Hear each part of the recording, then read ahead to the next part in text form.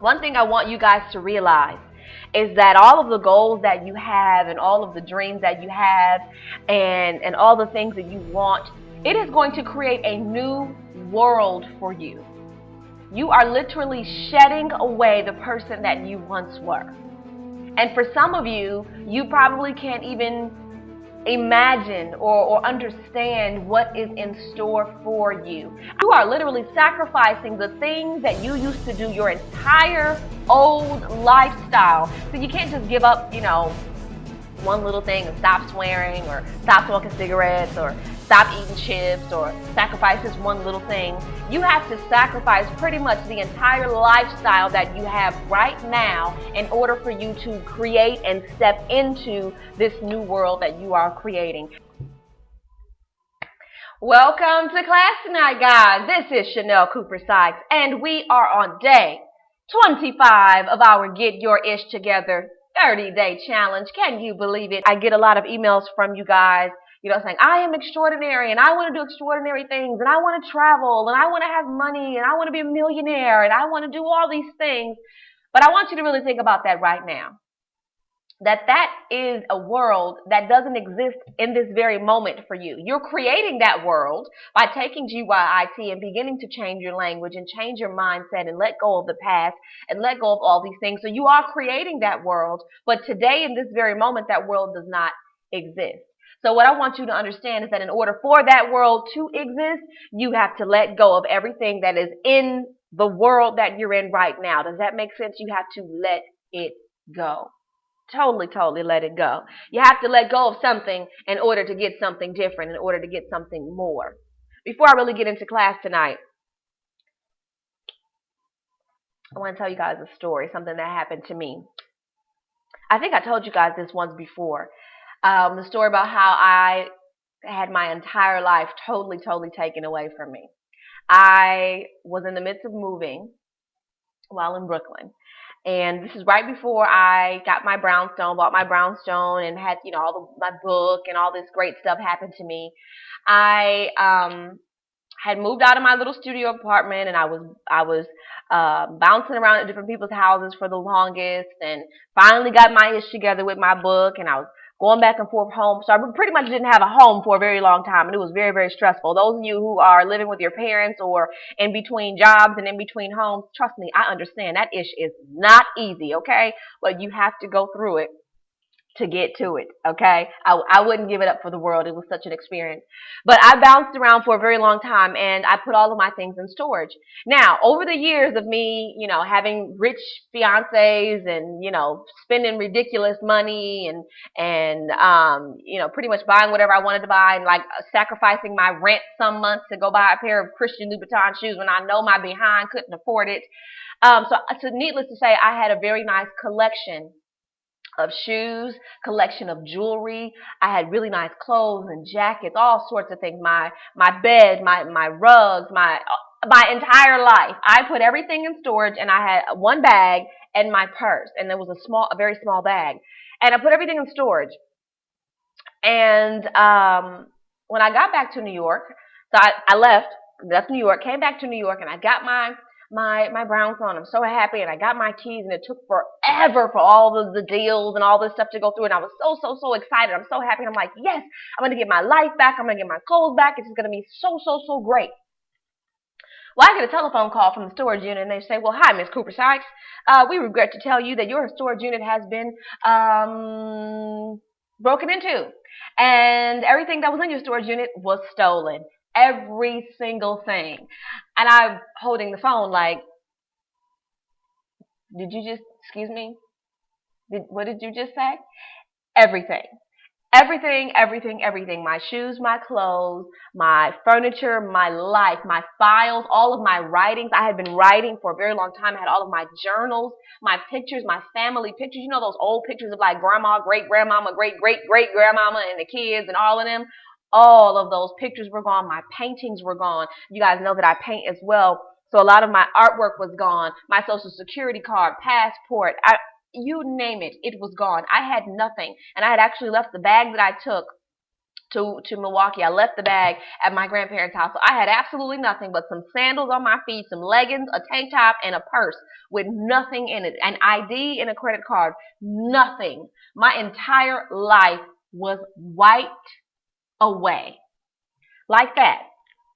Now, you might be saying, did you have insurance? I had, the little insurance. It didn't cover. I had $40,000 worth of stuff in my storage unit, and I got compensated, I think, maybe $2,000 or $2,500. I don't know.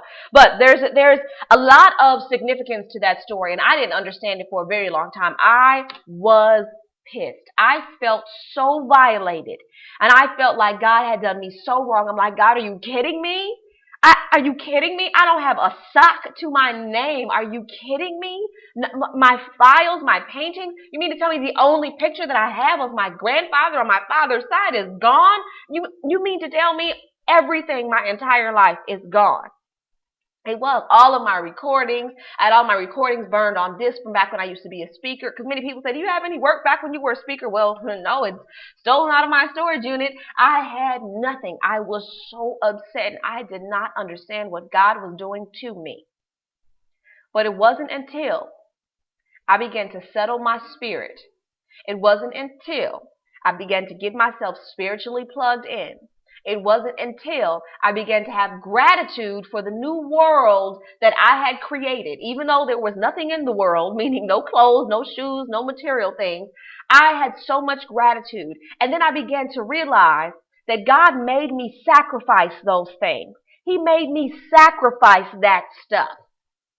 Because you see, that stuff, it was stuff I was holding on to that was keeping me in my previous world. You see, all I was going to do was come into my new home with all those old shoes that all of my old boyfriends and old fiancés bought me. I was going to come into this new home with all of the clothes that I used to wear back when I was depressed and sad and lonely and broke. I was going to bring the furniture into this home that I sat on during my depressed times. I was going to bring all of that negative energy into this new world that God had created for me and allowed me to create for myself. And I said, wow, this is so powerful. And I began to have gratitude that very moment for God making me sacrifice those things. Sometimes you are forced to sacrifice things. And I said, this is so incredible. And ever since then, so many incredible things have come into my life. So many just crazy things. My life is so richly blessed. So richly blessed, and the material things that come into my life, it's like it's unstoppable now. And I'm looking at the furniture that I have in my home now.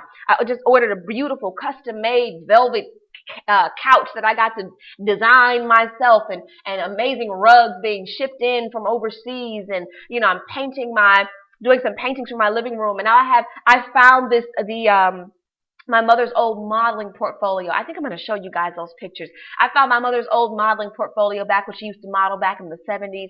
And it is just so gorgeous. I found it at my grandmother's house. I'm going to blow these big, beautiful pictures up of my mother. Those are the memories that I was supposed to have of my mother and of my family. And it's just so incredible. So I'm sharing this story with you that today's theme is not about just sacrificing little things and saying, okay, well, I'm going to give this up to get this. You literally have to sacrifice the old life that you once had to get the life that you want. I mean that. I literally mean that. And if you get it, like everybody doesn't get everything at the same time. Some of you got me the first week of GYIT. Some of you got me the second week. But if you really get what I'm saying, and if you are bold enough, you will know that it is time for you to get rid of a whole bunch of ish in your life. Old clothes, old furniture. If I were you, I would be even so bold to clean out and clear out my entire house and give all that old ish away. If you are seriously trying to step into a new world that you are creating. And I just wanted to share that story real quick with you before I really got into today's lesson. But sacrifice, it is so important. So now you know that in order for you to receive anything new in your life, you must let go and give up something from your past. Today on the Motivational Moment, I talked about how so many of us are like this in life, right? We are holding on And all of our focus is over here. We are holding on to all of this old ish. I don't know what that means for you. It could mean an old relationship.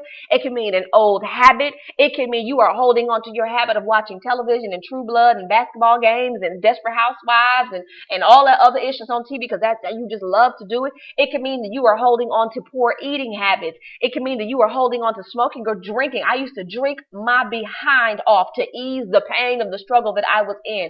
And I was holding on to all of this stuff, old clothes, old material things. People hold on to old busted raggedy shoes and old furniture, your old job that you can't stand. You holding on to it. You're holding on so tight and you're looking over here. All of your focus is over here, but you have to realize that in order for you to grab onto this new stuff that you want, you have to release. You have to have the hand space. You have to have the heart space. You have to have the mental space in order for you to grasp this new thing that you are trying to get, this new life that you are trying to create, the extraordinary life, as I like to call it. And I know each and every one of you that are watching this want an extraordinary life. You proclaim it. You proclaim that you are extraordinary. Every single day when I log on here, you guys just exude extraordinariness. So I know the life that you want. But I want you to realize what you are holding on to over here. I want you to realize what you are holding on to. What has your hands so tied up that you cannot release and move over here to grasp something else? In order for you to get something new, you have to let go of the old. And typically, when you sacrifice something, you're typically giving up something that is of lesser value than the thing that you are trying to get. You have to give up something that is of lesser value than the thing that you are trying to get. But see, here's the thing that many people don't understand about sacrifice. That even though you may think that, okay, well, I don't need to sacrifice anything. My life is just fine. Or, well, I can't think of anything that I need to sacrifice. Or Shanel's always talking about getting motivated and letting go and getting over the past. And I don't need to do that. Well, do you realize that by holding on to certain things and by not sacrificing little things, in essence, you are sacrificing your happiness? By working your job that you cannot stand, that is only paying your bills just for you to go home and go to sleep and get up and do it again, you are sacrificing your company. You are sacrificing your business. You are sacrificing your dreams. Do you realize that by eating late at night and drinking all that alcohol and overindulging and eating things that you know you should not be even putting in your body, do you realize that you are sacrificing your health? You are sacrificing the body that you do want. You know, the feeling that you want to have by having that size 8 or 6 or 4 or 2 body, whatever the size body you want to have, that feeling of having that nice flat tummy and that nice strong back and strong arms and glowing skin, the feeling that you get when you walk into a room and people notice you, the attention, that feeling right there, that confidence, self-esteem, self-worth, all of that stuff, you are sacrificing that by putting all that crap into your body. So by not giving up the thing that you are holding on to, you are sacrificing your happiness. You are sacrificing your life, whether you realize it or not. So you have a choice to not actually purposely sacrifice something, or you can stay where you are and be comfortable and just sacrifice living an extraordinary life. That choice is totally up to you. Either way, you will have to sacrifice something. There is a decision to be made.